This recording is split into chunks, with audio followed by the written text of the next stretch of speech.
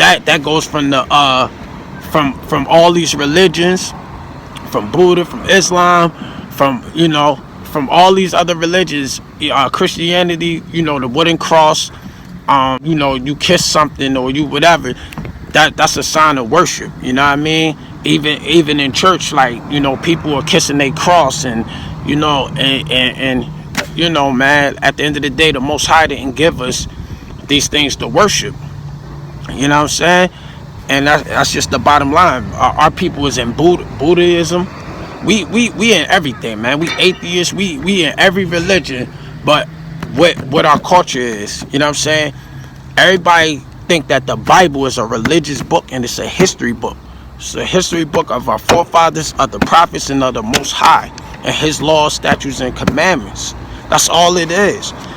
Y'all been brainwashed to think that the Bible is sissified.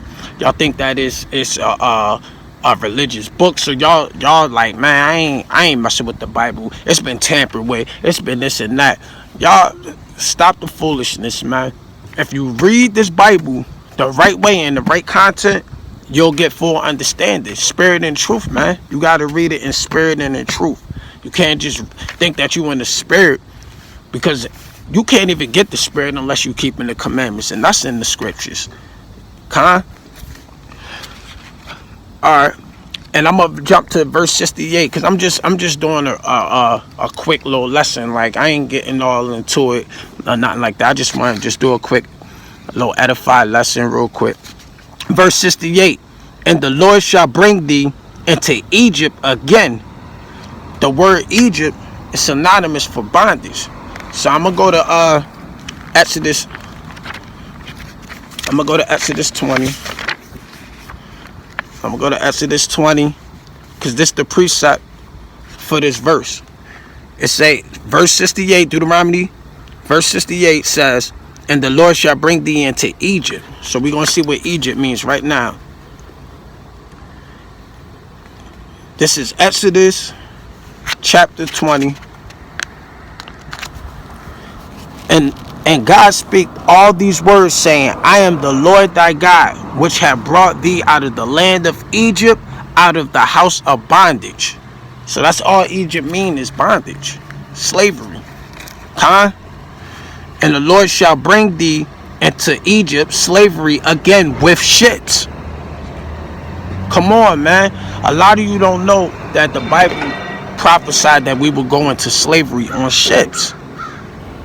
Who has that happened to? You can't name another nation that happened to. It might happen later on down the line to people because everybody got hip to figuring out that this is a way of transportation. And no, this happened to us. The worst Holocaust in the world. Over 100 million of us passed away, man. We was getting thrown in the water. The babies was getting fed to crocodiles as gator bait. All kinds of stuff, man. So, and the Lord shall bring thee into Egypt, into slavery again with ships, by the way whereof I speak unto thee. As Moses is saying it, it happened. Thou shalt not see it no more again, our homeland. And when we get there, when we get off these slave ships, ye shall be sold unto your enemies, not your friends, your enemies, for bondmen, slave men, and bondwomen, and no man shall buy you, which means redeem you. Martin Luther King couldn't do it. Malcolm X couldn't do it.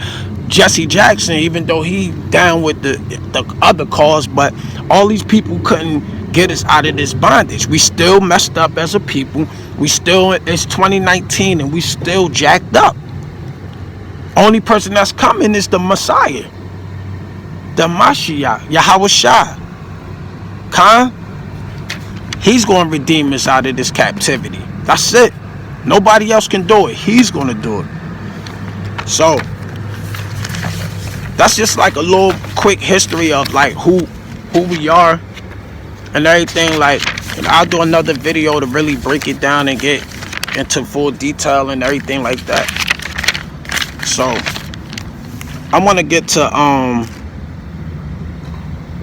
because what we need to understand is that the whole duty of man is the commandments.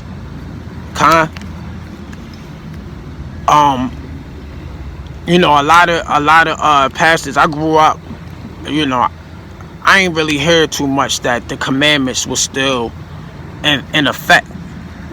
I just heard that we were saved by grace and that's it. But even Yahweh Shai, which the world calls Jesus, he even said out of his own mouth, you got to keep the commandments.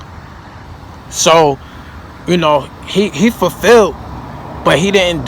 They weren't done away with. So I'm just gonna go to a couple precepts of the commandments real quick and get on out of here, man.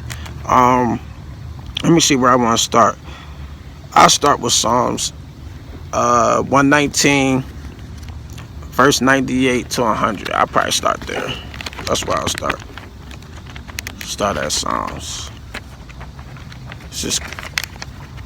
But yeah, man, I just want to edify real quick. This is my first lesson, so I'm a little sloppy and all that, but I'm gonna study, show myself approved, show what I can do, get fully equipped in this word. Get the Psalms real quick. Alright. Psalms 119, verse 98 to 100. Psalms 119, verse 98 to 100. Thou through thy commandments hast made me wiser than my enemies, for they are even with me. I have more understanding. This is verse 99. I have more understanding than all my teachers, for thy testimonies are my meditation. Verse 100. I understand more than the ancients, because I keep thy precepts.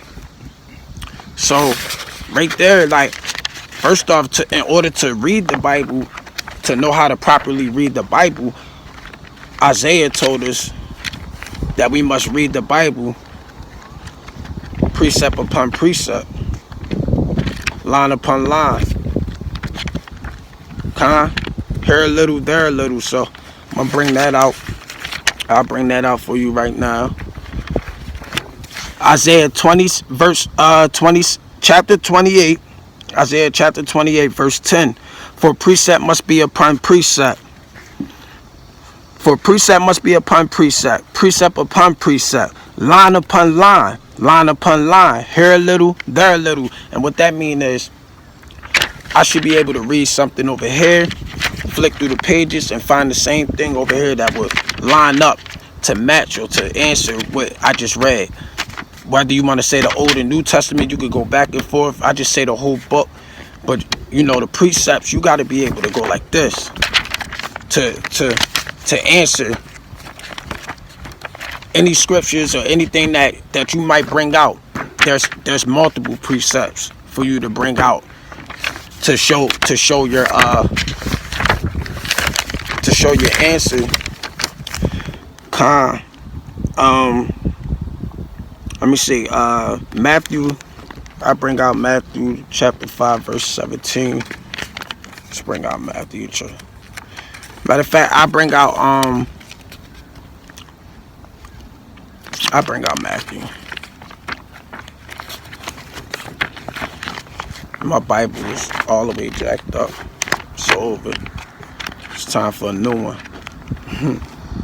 It's definitely time for a new one.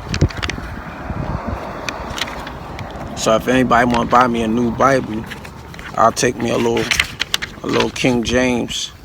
A little King James John, you know what I'm saying? You can give me that, add the Apocrypha if you want. You know what I'm saying?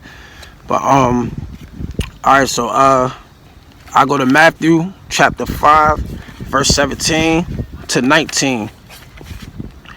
Think not that first off, this is Yahweh Shai talking, the letters are red.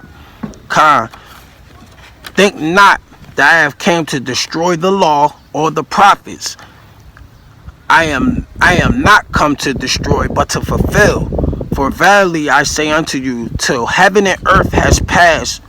First off, heaven and earth has not passed. So this is just to let you know that this is still valid right now. Verily I say unto you, till heaven and earth has passed, one jot or one tittle shall in no wise pass from the law till all be fulfilled. Whosoever therefore shall break one of the least commandments and shall teach man so, he shall be called the least in the kingdom of heaven. But whosoever shall do and teach them, the same shall be called great in the kingdom of heaven. Con. And I'ma just end off and cause I ain't wanna be this long. So I'ma just end off in Solomon real quick. End off real quick. And give y'all the conclusion of the whole matter.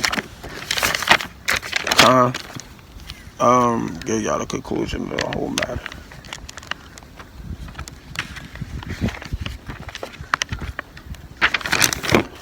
Alright, so I'm gonna go to the Songs of Solomon. Chapter 12, verse 13. Let us hear the conclusion of the whole matter.